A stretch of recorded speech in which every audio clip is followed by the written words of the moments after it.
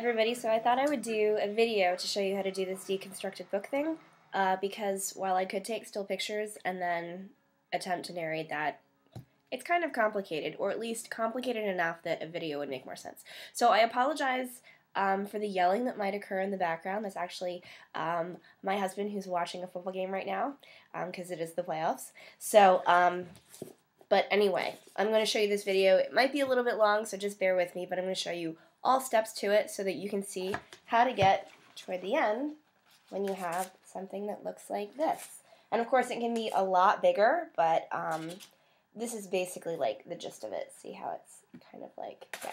And I have it on fishing line here. I'm not going to show you that part because I don't have any fishing line here at home. But so then it looks like when you hang it from the ceiling, you can hardly see the line, and then it's really cool just to see it look like it's like floating. So anyway. So what you need to do is you need to start out with a book, of course. So this is the book that I selected. It's not like a full-size book. This is like a, I guess this might be like a 6x11 book, or I don't even know what the standard sizes are, but it's a hardcover book, and you want to pick a hardcover book. You don't want to pick a textbook, because textbooks have glossy pages. Also, the overall weight of like the cover and everything, and then the weight of the pages, it's just kind of a nightmare and a mess to deal with. So just trust me, don't pick a textbook. Although I'm sure that some of your kids might want to do textbooks just for the, reason why ripping up textbooks is kind of fun or cathartic or whatever. Anyway, so this is the book that I selected. What you want to do in order to get to this stage here is you'll see that the way that this design is it originates from the binding, and what I did is I left pages there. You can see right there, see there's like 3 different sections. I left pages there so that that gives a bit of a foundation for this portion to hang on to once you kind of glue it. Also, I apologize, I don't have any rubber cement, which is what I think is the best adhesive to use for this, but I do have this kind of glue, this kind of glue, and this kind of glue. So we'll see if that's adequate. Worst comes to worst, I'll use some tape because I just want to show you all how to do this. So what I did is I took the book, and then I looked in where the pages meet the binding right there, and I tried to determine where I wanted to maybe keep just a few pages. I'd recommend somewhere between like, I don't know, 4 and 7 pages, and I'll explain why a little bit later. So I did start to cut into the book.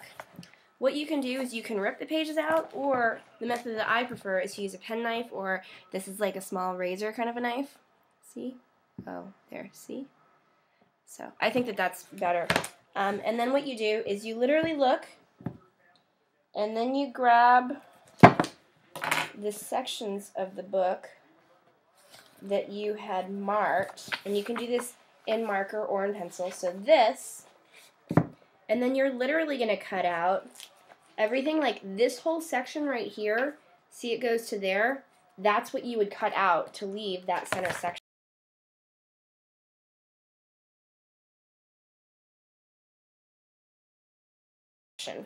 So I'm going to try and do that very quickly. Just kind of bear with me. And of course, this is definitely an activity for older kids because you do have to use a knife for a huge part of it. Now, this is the big thing, okay?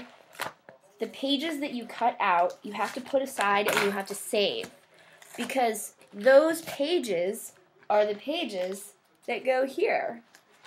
So try and keep these intact as big as possible, and then just put them aside in a stack. So now I have thinned out all the different intersections to leave 5 smaller sections where all of the loops that are here will originate from, okay? So that will anchor all the loops. Now, the extra pages. Ideally, your kids would have done some sketches, seeing a finished book sculpture here, and knowing kind of the direction that they want to take so that they know how many sections to leave in here. So now this is the part. So the way that you do the teardrop shapes. You simply, of course, just start to paper sculpt. And like I said, the most ideal is what I feel like is rubber cement.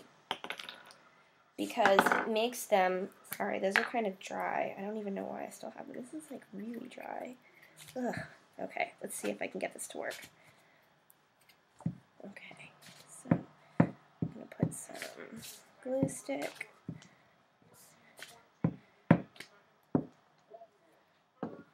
Okay, so then you're simply going to take it like this, and then glue it. There we go. So that would be like one teardrop that could originate onto there. Okay, so that's the shape. So how you do these in here, you simply take, let's say like the center section, and you just start to make teardrop shapes that originate from the binding here. Okay, sorry you can't, like, here we go. Here we go. Okay. And then just connect them back towards the spine, like so. Okay. And then however many of these that you need to do, well, that's how many that you do. So I'll just do like a few, just for the purposes of you all seeing. And what I do is I put glue on the inner edge and then on the outer one, and then I put them together. See? Like this. Okay. Oh, that one got smashed. So that's the other thing. You want to encourage the kids to work very carefully and gently so they don't smash each other. See? And see how it all originates there from the spine? And then for each section that they've left, well, they can do their teardrop shapes from each of the sections. And then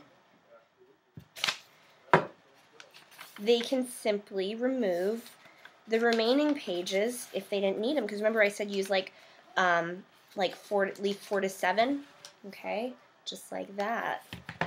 So the reason why I said leave some extra pages in there is because if they end up not liking the way that this is turning out, or they mess up one of the pages, then they can just use some more of what was left. So that's the main idea there. Okay. Now, you do that for all of these here until you have 4 sections. And what you ultimately really want to do is you really want to have them think about how much volume is going to be required in terms of how many pages to use to originate from the center portion here and then outwards. How much volume is needed to push this out here so that then you have an effect where it looks like it's like an exploding book. Okay, so there. Sorry, you can't see me. There we go. Okay, so I'm going to keep doing this a little bit.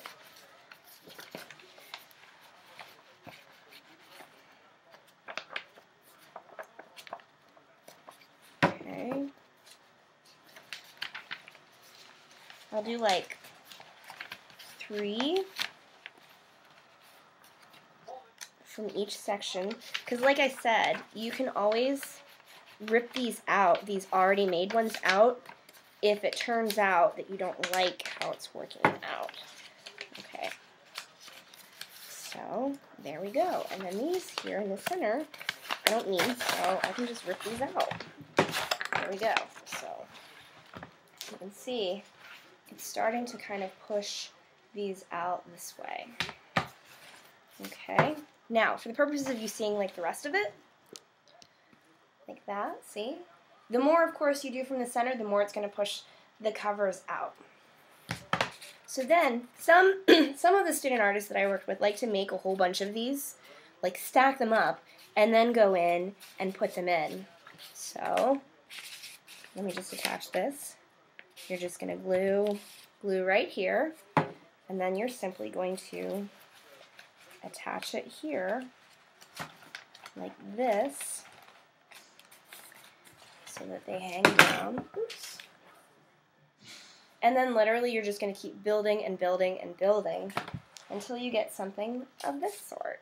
And this, of course, can be a lot bigger, a lot longer, and you can get it to like build it up on one side and then have it curve. There's a lot that you can do with this. You can paint it, but anyway, so that's the Deconstructed book right here. And the way that I got this here is I took a chopstick, an old wooden chopstick. I sliced a slit in the end, and then I just used it like a long needle and dropped it in there. So I put in the slit that I cut on the end of the chopstick, I put the fishing line, and then I dropped it through one of these little spaces here, and then I simply took the fishing line like this, gathered it right here. What you can't see is this is a jewelry finding. It's called a crimping bead, but you can just tie it as well, and then I just made a loop, so then you can just hang it like this. There you go. So that's it. That's the Deconstructed book.